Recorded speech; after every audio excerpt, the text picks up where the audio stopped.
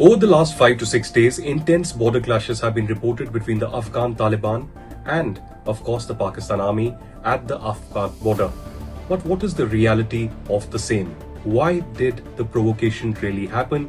And why did the killings eventually happen between Afghanistan and Pakistan, who have been neighbors and have had traditionally historic and important ties over the last many decades? This stems from the fact that on 15th August 2021, Taliban forcibly took control of Afghanistan with the support of the Pakistan deep state.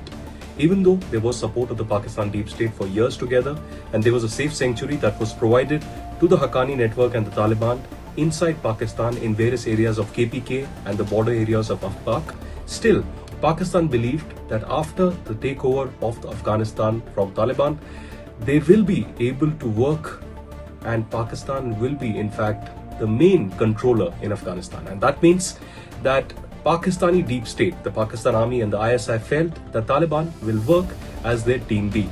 That eventually did not happen. Pakistan did not get what they wanted, and Afghanistan finally decided that it will have a sovereign right over entire Afghan territory, and there will be no interference or a strategic cooperation from Pakistan and with Pakistani deep state. And finally, when Amir Khan Muttaqi, the foreign minister of Afghanistan, decided to come to India on a historic first trip ever since 2021 control of Afghanistan, it sent shockwaves in Rawalpindi, the Pakistan Army headquarters, and the Pakistan Army and the Pakistan government were upset with the fact that Taliban and India were coming closer. Not just is India sending humanitarian aid to Afghanistan, but there is historically a very important and robust cooperation between Afghan people and Indian people. A lot of Afghans come to India to study in various universities. A lot of Afghans also come to India for medical treatment in Delhi and other cities for treatment. And this cooperation has continued for a very long time. And now Afghan Taliban has requested India for the relaxation in the visa regime and also helping in humanitarian aid, and so that students and youth from Afghan can come yet again to India to study. This again has upset the Pakistanis, and that's why just on the day when Amir Khan Muttaqi was in New Delhi and traveling and having negotiations with his Indian counterpart Dr. S. Shankar, Pakistanis decided to launch airstrikes in Kabul, deciding to target the chief of the TTP, Mullah Noor Masood. But this resulted in no major damage or casualties in Kabul.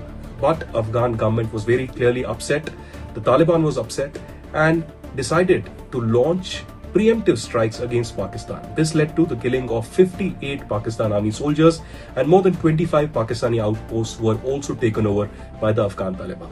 Over the last 2 days, there have been intense clashes midnight between Pakistan and Afghan armies at the border, resulting in several casualties again. There are various videos that are doing rounds of the Pakistani soldiers who have been captured. In fact, in Spin Boldak, Pakistan also launched airstrikes and drone strikes against Afghan civilians. And in retaliation, Afghans retaliated against the Pakistan army. A lot of Pakistan soldiers were in fact killed. As of now, today, there are at least 10 to 12 Pakistan soldiers who have been killed in the border areas of Spin Boltak and other areas including Khost. And TTP has launched a major attack in Orkazai, where at least 8 Pakistani soldiers have been killed in Pakistan's KPK. Now, even as these intense clashes have continued, finally with the intervention of Saudi Arabia and Qatar, where Pakistan begged for a ceasefire, a final ceasefire has been reached for the next 48 hours between Afghanistan and Pakistan and will continue from 6 p.m. today. But the big question really, what will now lead to peace in the region? Or will Afghan Taliban look the other way with the kind of provocations that are coming in from the Pakistani deep state continuously?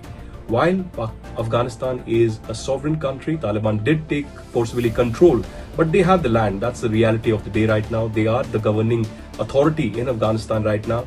And clearly it does seem that the situation between Islamabad and Kabul is only going to worsen even as India and Afghanistan come closer.